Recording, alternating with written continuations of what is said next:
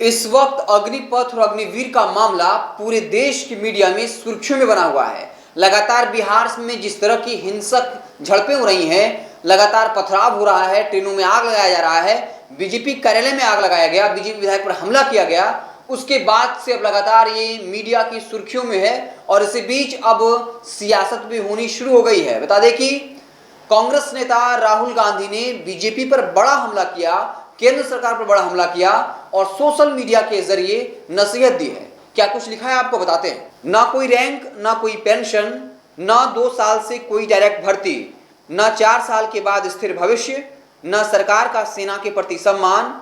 देश के बेरोजगार युवाओं की आवाज सुनिए, इन्हें अग्निपथ पर चलाकर इनके संयम की अग्नि परीक्षा मत लीजिए प्रधानमंत्री जी।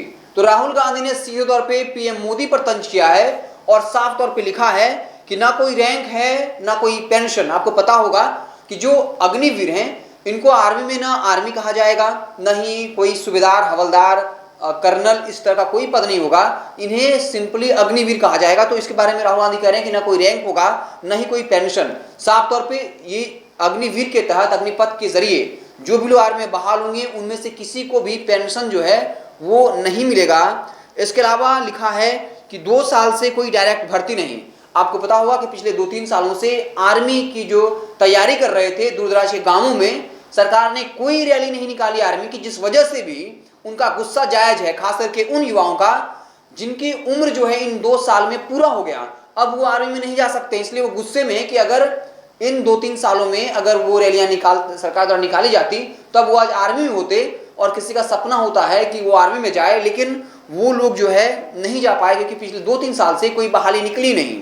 ना 4 साल के बाद स्थिर भविष्य। साफ तौर पर आपको पता होगा कि 4 साल बाद अगर कोई जॉब करेगा तो उसमें से मात्र 25% को अस्थायी तौर पर रखा जाएगा और जो 75% लोग हैं उन्हें बाहर होना पड़ेगा।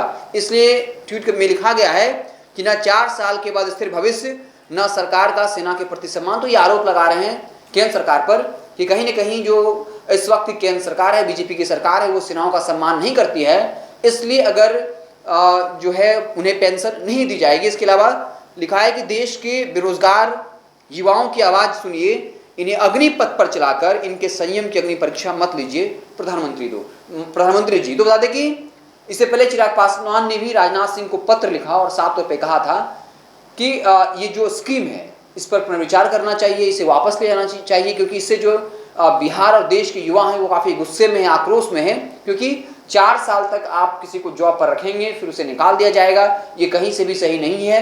अब तक जैसे आर्मी की बहाली होती आई है वैसे ही होनी चाहिए। तो अब इसको लेकर सियासत भी तेज हो गई है। जो तमाम विपक्षी पार्टियां हैं इसको लेकर एग्रेसिव हो गई हैं, वो केंद्र सरकार को घेरने की कोशिश कर रही है और ये कहा जा रहा है कि केंद्र सरकार जो है वो देश के युवाओं की ज़िंदगी के साथ खिलवाड़ नहीं करे।